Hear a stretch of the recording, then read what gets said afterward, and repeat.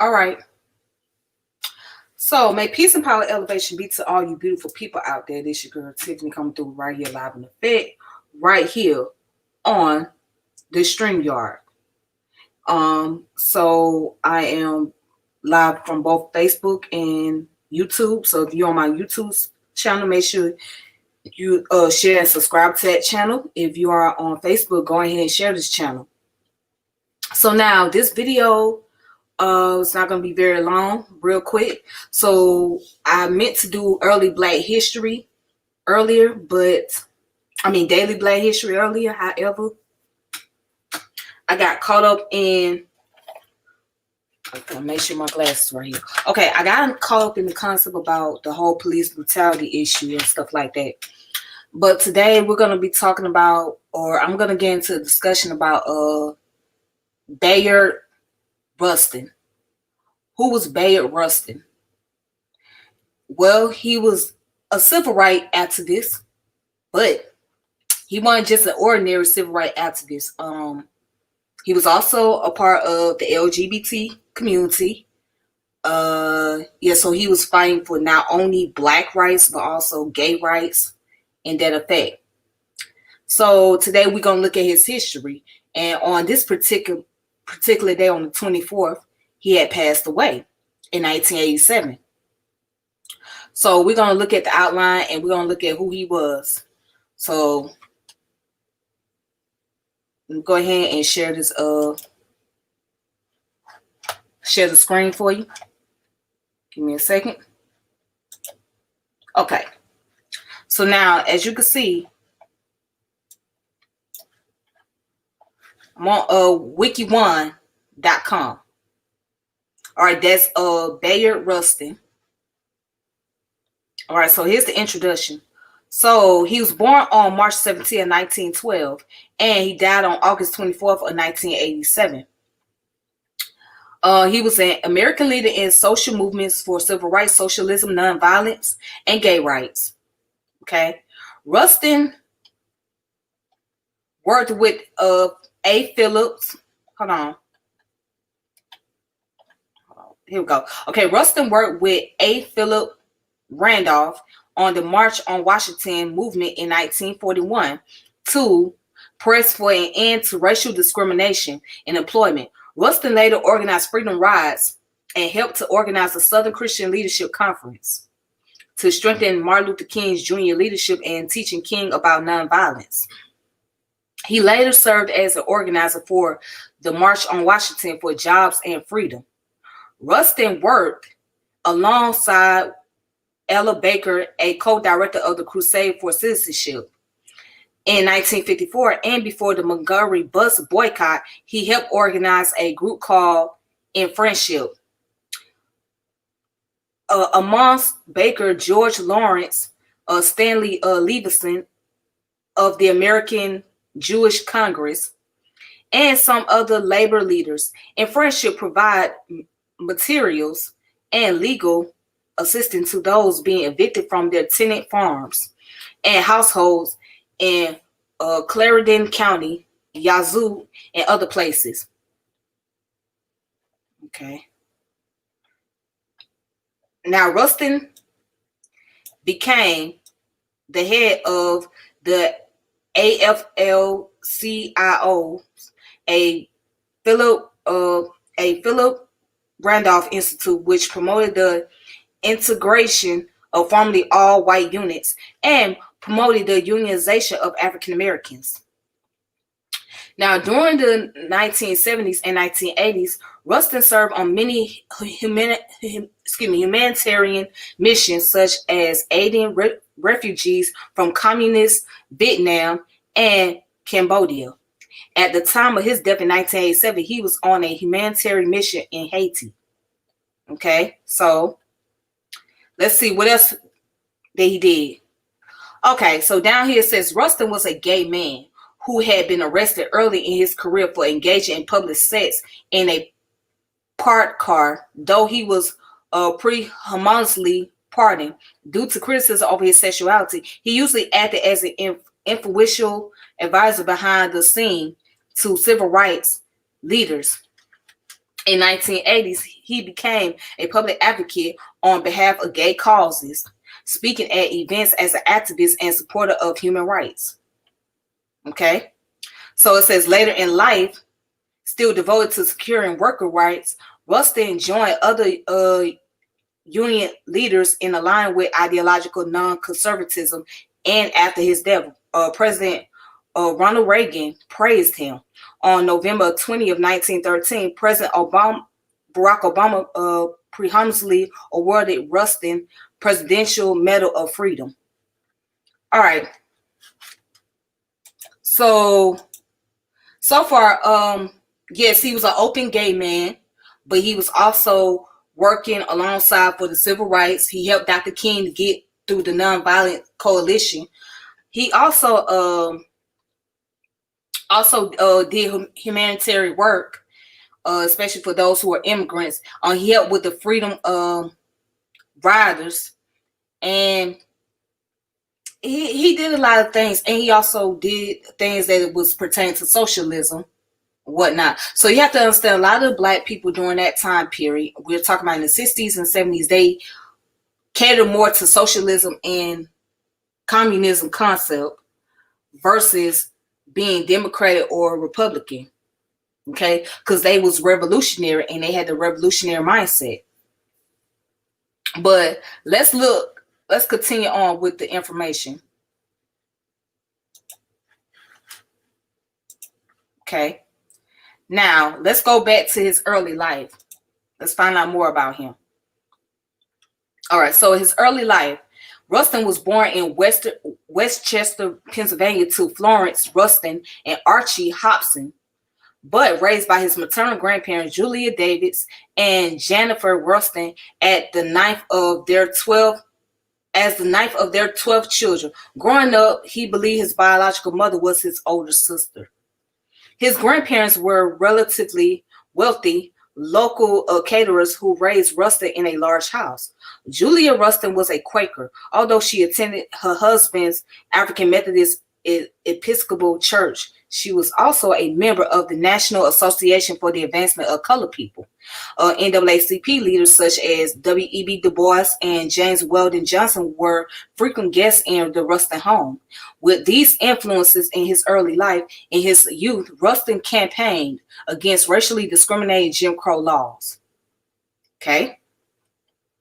Now let's go on. It says, one of the first documented realization Rustin had of his sexuality was when he mentioned to his grandma that he preferred to spend time with males rather than females. She responded, "I suppose that's what you need to do." Okay. Oh, and it says in 1932, Rustin entered Wilberforce University, a historically Black college in Ohio, operated by the AME Church. As a student at Wilberforce, Rustin was active in a number of campus organizations, including the Omega Psi Phi fraternity. He was expelled from Wilberforce in 1936 after organizing a strike, and later attended to Shawnee State Teachers College, now Shawnee University of Pennsylvania.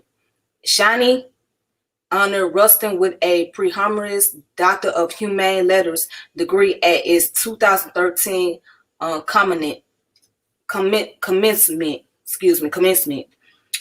After completing an activist training program conducted by the American Friends Service Committee, Rustin moved to Harlem in 1937 and began studying at the City College of New York. There, he became involved in efforts to defend and free the Scottsboro Boys, 9 young Black men in Alabama who were accused of raping 2 white women. He joined the Young Communist League for a small period of time in 1936 before becoming disillusioned with the party. Soon after arriving in New York City, he became a member of the 15th Street meeting of the Religious Society of Friends. Rustin was an accomplished tenor vocalist and assets, which earned him admission to both Wilberforce University and Shawnee State Teachers College with music scholarship. In 1939, he was in the chorus of a short-lived musical that starred Paul Robeson. Blues singer Josh White was also a cast member and later invited Rustin to join his band. Josh White and Carolinians, this gave Rustin the opportunity to become a regular performer at the Cafe Society nightclub in Greenwich Village, wide his social and intellectual context. A few albums on Fellowship Records featuring his singing, such as Bayard Rustin Sang a Program of Spiritual, were produced from the 1950s to the 1970s. All right. So that's his early life. Okay. So he was born in Pennsylvania, and he started off going to the HBCUs. And when he moved to New York, he became a part of the Young Communist League. So that's what we know as far as his personal life goes. Now let's get down to the point of what made him so political. Where is his political philosophy? Okay, let's see. All right, so down here where it says political philosophy. Rustin's personal philosophy is said to have been inspired by combining Quaker pacifism with socialism as taught by A. Philip Randolph and the theory of nonviolent protest popularized by Mahatma Gandhi. Okay, so let's go ahead and look at his evolving affiliation. At the direction of the Soviet Union, the Communist Party USA and its members were active in the civil rights movement for African Americans. The Communist Party USA at the time, following Stalin's theory of nationalism, favored the creation of a separate nation for African Americans to be located in the American Southeast, where the greatest proportion of the Black population was concentrated. In 1941, after Germany invaded the Soviet Union, Communist International ordered the Communist Party USA to abandon civil rights work and focus on supporting U.S. entry into World War II. Okay, so disillusioned, Rustin began working with members of the Socialist Party of Norman Thomas, particularly A. Philip Randolph, the head of the Brotherhood of Sleeping Cars Porters. Another socialist mentor was the pacifist A.J. Musk, leader of Fellowship of Reconciliation. Ford hired Rustin as a race relations secretary in the late summer of 1941. Okay. And let's go on down here. So let's skip down. It says Rustin was also a pioneer in movement to desegregate interstate bus travel.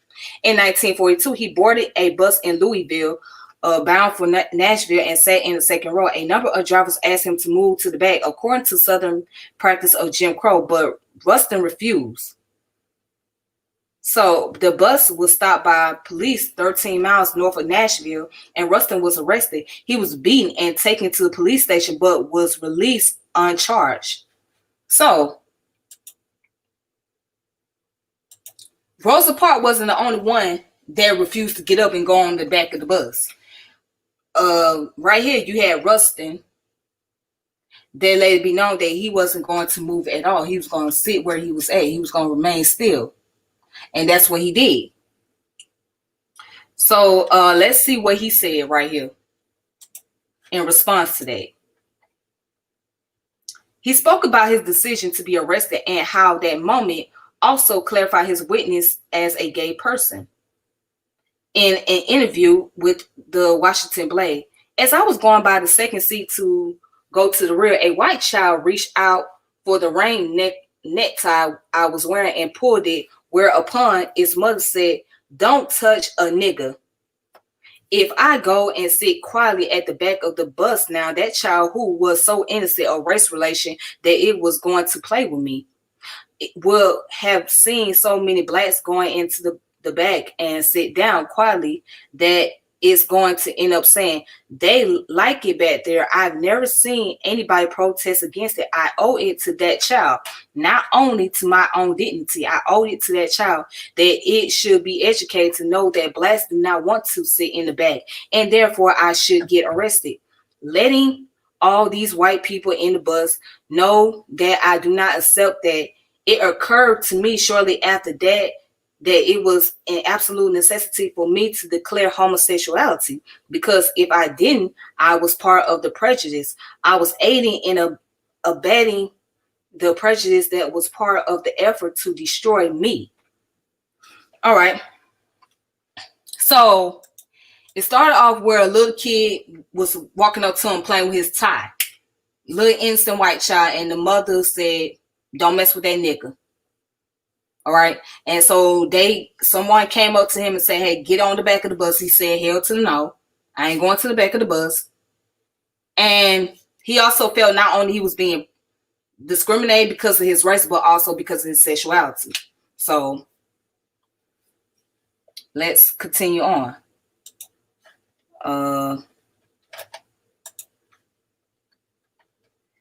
Now, in 1942, Rustin assists two other Ford staffers, George Hauser and James Farmer, and activist Bernice Fisher, as they formed the Congress of Racial Equality.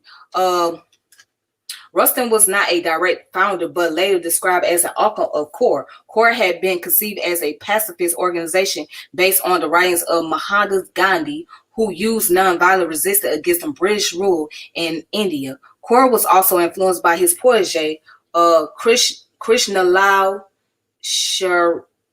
Sridharani books, War Without Violence. As declared pacifists who refused induction into the military, excuse me, Rustin, Hauser, and other members of FOR and CORE were convicted of violating the Selective Service Act. From 1944 to 1946, Rustin was imprisoned in Lewisburg Federal Penitentiary, where he organized protests against segregation dining facilities. During his incarceration, he also organized for Free Indian Committee. After his release from prison, he was frequently arrested for protests against British colonial rule in both India and Africa.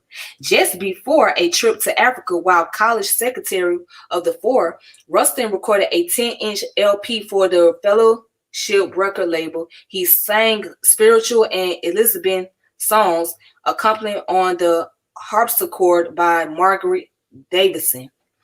All right. So, again, he got locked up because he refused to join in the military. Now, they have what's called the Selective Service Act. It was particularly geared towards males. So, if you are a certain age as a male, you're required to sign that. So, in case when it come down to military, if the country has to go to war or something, then they'll be able to look at the names on the list and they'll draft who's on there. So they looking at the males particularly. They don't do it with the females. All right. So because he was selected to go in service and he refused, they put him in the penitentiary. And that's what they do. When you refuse military services, they'll lock you up. They did the same thing to Muhammad Ali. Muhammad Ali refused to go into war when there was a Vietnam War. He said, "Why should I go in there?" So the people like that are considered as conscientious objector. So that means those who objectify or that's against anything that's dealing with the U.S. military. And that was him. All right, so let's go ahead and let's skip down a little further. Okay. All right, so we're going to look at his influence on the civil rights movement. All right, Rustin and Hauser organized the Journey of Reconciliation in 1941. This was the first of the Freedom Rides to test the ruling of the Supreme Court of the United States in Morgan versus Commonwealth of Virginia that banned racial discrimination and interstate travel as unconstitutional. Rustin and Corps Executive Secretary George Hauser recruited a team of 14 men divided equally by race to ride in pairs through Virginia, North Carolina, Tennessee, and Kentucky. The NAACP opposed Corps' Gandhian tactics as too meek. Participants in the journey of reconciliation were arrested several times, arrested with Jewish activist Igor Rodiko. Rustin served 22 days on a chain gang in North Carolina for violating state Jim Crow laws regarding segregated seating on public transportation. Okay. And then it says that in 1948, he traveled to India to learn techniques of nonviolent civil resistance directly from the leaders of Gandhian movement. The conference had been organized before Gandhian assassination earlier that year. Between 1947 and 1952, Rustin also met with leaders of independence movement in Ghana and Nigeria. In 1951, he formed a committee to support South African resistance, which later became the African Committee on Africa. So, and then it goes into he was arrested in Pasadena, California in 1953 for sexual activity with another man in a parked car, originally charged with vacancy and lewd conduct. He pleaded guilty to a single lesser charge of sex perversion, as sodomy was officially referred to in California then, even if consensual, and served 60 days in jail. This was the first time that his homosexuality had come to public attention. He had been and remained candid and private about his sexuality, although homosexual activity was still criminalized throughout the United States. Rustin resigned from the Fellowship of Reconciliation because of his conviction. They also greatly affected Rustin's relationship with A.J. Musk, the director of the Four. Musk had already tried to change Rustin's sexuality earlier in their relationship with no success. Later in Rustin's life, they continued their relationship with more tension than they previously have. Rustin became the executive secretary of the War Resisters League. Later in Montana, an American Legion chapter made his convention in Pasadena public to try to cancel his lecture in the state. All right, so during that time period, homosexuality was looked at as being tabooed. That was the reality. That's how they looked at it. They thought it was very tabooed. It was not acceptable. So he was arrested for engaging into homosexual activity out in public. Now, that's not the smartest thing to do, get your freak on out in public where everybody can see you. But that's what he was doing. So he got arrested for that, and it was considered as taboo. It was not acceptable to, do homosexual activity or even to dress up as a transgender, like a queer and all that. They did not accept that at the time in the United States. So the laws was pretty strict on that. So yeah, all of that, as a matter of fact, if you go into history, at one point in time, they thought homosexuality was some type of mental illness. It was considered as a form of mental illness. That's how it was back then. But now it's more acceptable and it's more tolerated. You can't really say much about homosexuality. You can't speak your opinion, even if you're not speaking really against it. Like if you're not, let's just say if you have some form of disagreement about it or whatever the case may be, you really can't even be open about it because the LGBT community will come at you in a heartbeat. I'm going to tell you that right now. They will come at you in a heartbeat, even if you just give your disagreement. So you really can't say that because they have things on lock. They really got laws that's protecting them. That's protecting people from giving their speech or speaking out against it. So, yeah. But let's see what else we can find about Mr. Rustin.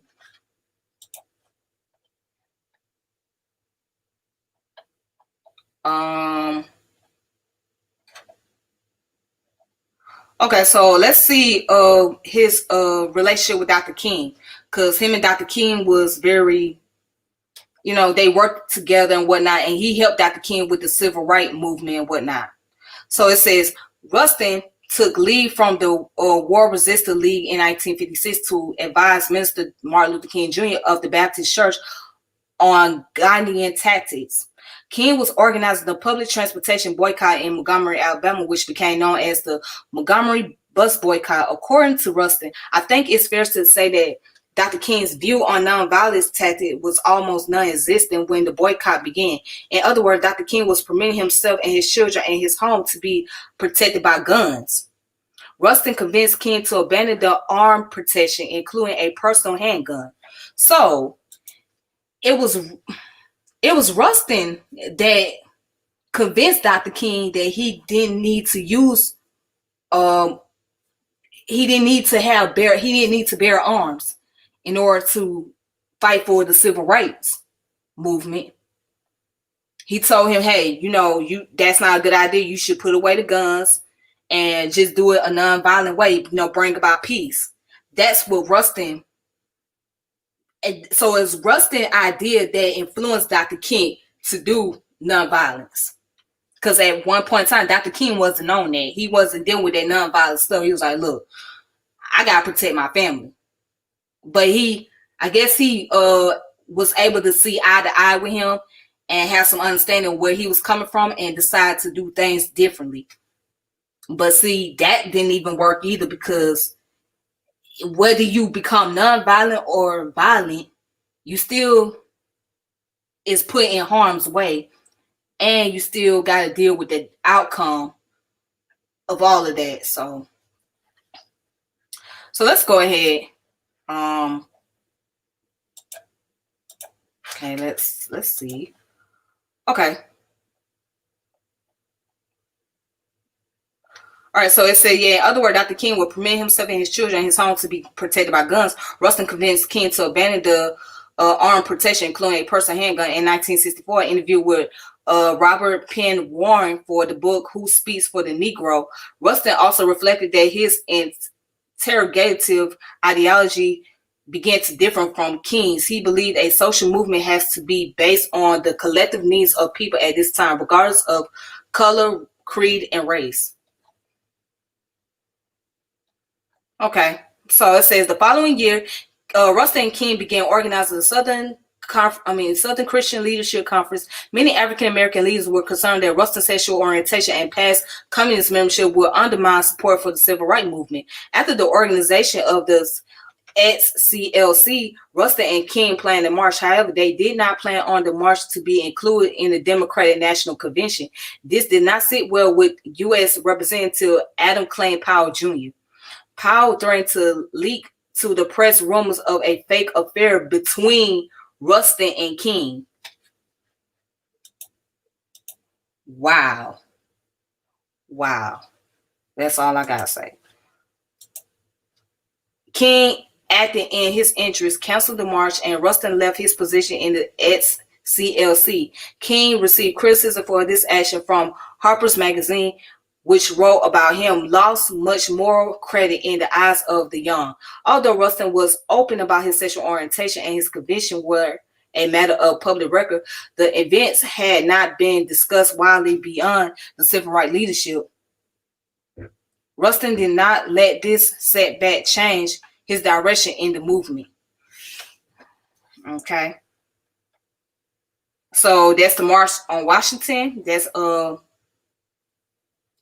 Rustin and Cleveland Robinson in 1963. Okay. Okay, so that's him and Dr. King in this picture. All right. So let's go all the way down to this whole gay right thing. All right, so gay right. He also testified on behalf of New York's state gay right bill in 1986. He gave a speech, "The New Niggers Are Gay," in which he asserted, "Today, blacks are no longer the lemons paper or the a barometer of social change. Blacks are in very segment of society, and there are laws that help to protect them from racial discrimination. The new niggers are gay. It is in this sense that gay people are the new barometer for social change. The question of social change should be framed with the most vulnerable group in mind, gay people. So pretty much it was him that wanted to incorporate gay rights as civil rights. And now I have some disagreements about this, but I will discuss that after I get done with this. Okay, it says, while there is a recurring tendency to describe Rustin as a pioneer out gay man, the truth is complex. In 1986, Rustin was invited to contribute to the book In Life, a Black gay anthology. He declined, explaining, I was not involved in the struggle for gay rights as a youth. I did not come out the closet voluntarily. Circumstances forced me out. While I have no problem with being publicly identified as a homosexual, it would be dishonest of me to present myself as one who was in the forefront of the struggle for gay rights. I fundamentally consider sexual orientation to be a private matter. As such, it has not been a factor which has greatly influenced my role as an activist. So in other words, during that time period, right, he wasn't mainly fighting about homosexuality rights and things like that. He was fighting for racial equality, okay? So he didn't let his sexuality be the first thing, the main focus of the issue. It was about race, because he understands discrimination, especially as a Black man. That's what he was primarily focused on. Okay. Okay, say Rustin did not engage in any gay right activism until the 1980s. He urged to do so by his partner, Walter Nigel, who has said that I think that if I hadn't been in the office at the time when these invitations from gay organizations came in, he probably wouldn't have done them. Due to the lack of marriage equality at the time, Rustin and Nagel took the then not unusual step to solidify their relationship and protect their union legally through adoption. In 1982, Rustin adopted Nigel, 30 years old at the time. Nigel explained that Bayard was concerned about protecting my rights because gay people had no protection at that time. Marriage between a same-sex couple was inconceivable, and so he legally adopted me in 1982. That's quite strange. That's quite interesting. So he adopted a 30-year-old man. Interesting. Okay. All right. So it says that was the only thing we can do to kind of legalize our relationship. We actually had to go through a process as if Bayard was adopting a small child. My biological mother had to sign a legal paper, a paper disowning me. They had to send a social worker to our home. When the social worker arrived, she had to sit us down to talk to us to make sure that this was a fit home. It says, David Platt, Bayard's partner from the 1940s, said, I never had any sense at all that Bayard felt any shame or guilt about his homosexuality. That was rare in those days. Rare. Okay. So it goes down to talk about his death and beliefs. Rustin died on August 24, 1987 of perforated appendix. An obituary in the New York Times reported, looking back at his career, Mr. Rustin, a Quaker, once wrote, the principal factors which influenced my life are nonviolence, tactics, constitutional means, democratic procedures, respect for human personality, a belief that all people are one. Rustin was survived by Walter Nagel, his partner of 10 years. Now it says President Ronald Reagan issued a statement on Rustin's death, praising his work for civil rights and for human rights throughout the world. He added that Rustin was denounced by former friends because he never gave up his conviction that minorities in America could and would succeed based on their individual merits. Okay. So, hey, how you doing, sis? I appreciate you for coming in. So, that's the story about Rustin Baynard. So Rustin, even though he was openly a homosexual male, his main focus was on racism rather than sexuality. And that's what he was trying to combat at that time. So he ain't had the time to talk about the rights of gay people and stuff like that until later on. So let's see.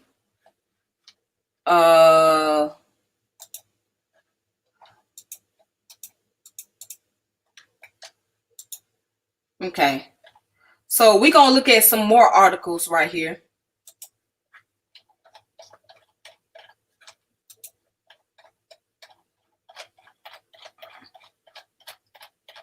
All right. So this article is called Annals of American Association of Geographers towards a Geography of Black Internationalism, Bayard Rustin, Nonviolence, and the Promise of Africa. Okay, and it was written in 2006. And let's see.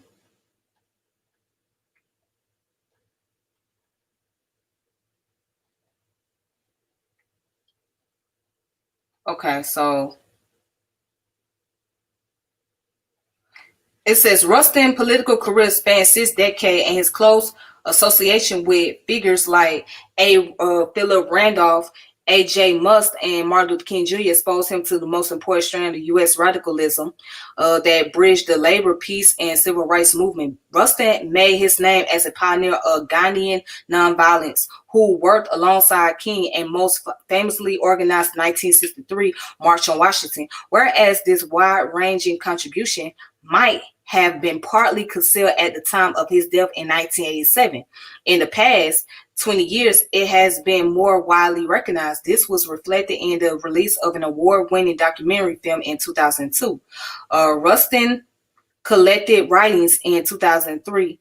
Rustin, Corbado, and Wise, 2003. Personal letters in 2012, and a handful of book-length biographies. Okay. And so these sources highlight Rustin's role as a leading U.S. pacifist who, from the early 1940s, directed the peace movement towards the issue of racial justice. Pacifists like Rustin argued that there were an urgent need to develop nonviolence techniques for desegregating the United States, and from the founding of the Congress of Racial Equality in 1942 to the first Freedom Ride in 1947, they undertook a range of early experiments in this direction, promoting the strategy, efficacy of nonviolent civil disobedience, sit-ins, and boycotts. Unlike the total moral commitment required for pacifism, allowed peace activists to work alongside civil rights groups in the United States or anti-colonial movements overseas that were not principally pacifist in constitution or committed to pacifism as an absolute article of belief. All right. So this is the article right here, which is called Towards a Geography of Black Internationalism, Bayard Rustin, Nonviolence, and the Promise of Africa. Okay. So you can look that information up if you like to see for yourself. Okay. All right. And then here's another article right here.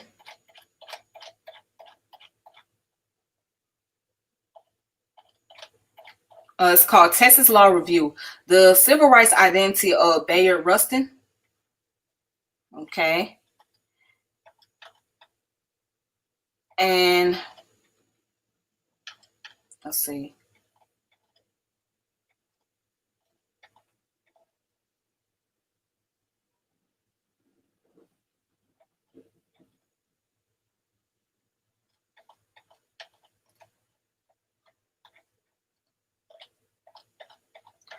Okay, let me. Oh, all right then. Well, it's only 9 pages long. All right, so let me read the introduction. So it says Bayard Rustin was the consummate civil rights strategist and humanitarian. Indeed, he shaped the course of social protest for some 30 years, first as political advisor to Martin Luther King Jr. and later as a leader of the 1963 March on Washington. Rustin influenced the Black protest agenda in ways that few activists had before him or would even after his death. For example, Rustin helped to integrate nonviolence direct action into the civil rights movement. And if he were remembered for nothing more than this, his reputation would be enshrined in African American protests and legal history, but he was also well placed among the power brokers of organized labors of the American Democratic Party and world affairs. Few African Americans engaged in as broad a protest agenda did Rustin. Even fewer enjoyed his breadth of influence in virtually every political sector of American life. Nevertheless, Rustin remained the quintessential outsider in Black civil rights circle for much of his life. Unlike nearly all of his peers, Rustin was gay. This created a seemingly unprecedented conundrum for African American leaders who balanced the view of Rustin's tactical expert and political sophistication against his deviant sexual identity. Sometimes his expert and sophistication tipped the scale, providing him with political autonomy to determine the trajectory of Black civil rights. Other times, however, Rustin's gay identity outweighed his political savior fare. In this instance, Black civil rights leader pointedly dismissed him, demanding his resignation from service, or deny him the institutional space to even articulate a civil rights vision. It said perhaps no other figure combining so much to the cause of African American equality remains so invisible in history. Indeed, to the extent the civil rights historian attend to Rustin at all, they present him as a sideline activist whose principal purpose was to support King. In truth, this image of Rustin is not completely inconsistent with Rustin's self-representation. Rustin's own writing reflect an outward-looking, authoritative point of view, as if seeking to deflect attention away from himself and from his contribution to civil rights reform. All right. And this is called the Texas Law Review. It was written in April 2004, volume A2, number 5. So it was written by Donald W. Cabado and Donald Wise. Devin W. Cabado and Donald Wise. Okay. So that's it. Let me try to. Okay. There we go. All right. So that's some quite interesting information regarding to Bayard Rustin. Now,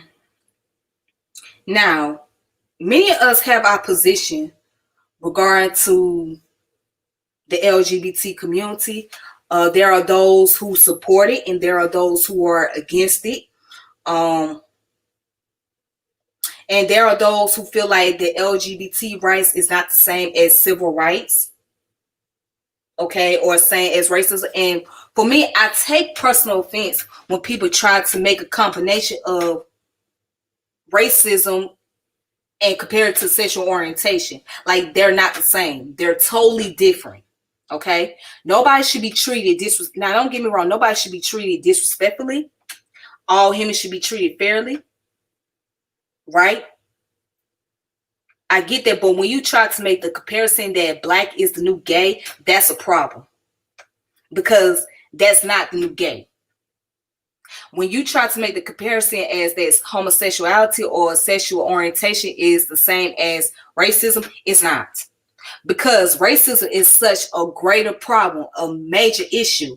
It doesn't care what your sexual orientation. It doesn't care if you straight, gay, or bisexual, none of that. It's a great issue. It's a much serious issue. It is. It's a very serious issue. So, and the reason why I say that, you cannot make that comparison, because even those in the LGBT community, guess what? They're racist towards each other. There's racism in the LGBT community. So just like you got a white heterosexual person that's racist, or anybody else that's outside of the black community that is racist, you got that same concept with those who in the same sexual orientation, right? They deal with racism. So that goes to show you that racism is a much bigger issue. And you cannot compare it to something that's deal with sexual orientation. You know, at the end of the day, your orientation is based on your choice. You choose who you want to love. You choose how you want to identify yourself, etc. But when it comes to race, you don't get to choose your race, because that's you are already labeled and identified the moment that you are born. So if you was born to somebody that's African American, you already identify as underprivileged. You already identify as being black, and you're already being targeted. So Bayard Rustin primary focus was more on racism than his sexual orientation. Yeah, he dealt with problems. Yeah, he had dealt with issues from other civil rights leaders because because of the fact that his sexuality, but that didn't stop him from focusing on the common issue, which was race. And then he played a major influence with Dr. King, with the whole nonviolent concept. So have Dr. King, if it wasn't for him, Dr. King would not have known about Mahatma Gandhi and the nonviolent tactics. It was Bayard Rustin. It was Bayard Rustin that introduced him to the idea of being nonviolence. And it was Bayard Rustin that helped him do this march on Washington. Because throughout his years, all he did was activism. All he did was protest. And he was locked up several times. And he took a beat down. So anyways, with that being said, I'm getting ready to go ahead and log off here. I thank you guys for watching. So if you're watching from my YouTube channel, make sure you subscribe to the channel. If you're watching from Facebook, go ahead and share it on Facebook. With that being said, may peace and power elevation be to all of you. And it's your girl Tiffany, and I'm out. Deuces. All right. Thank you.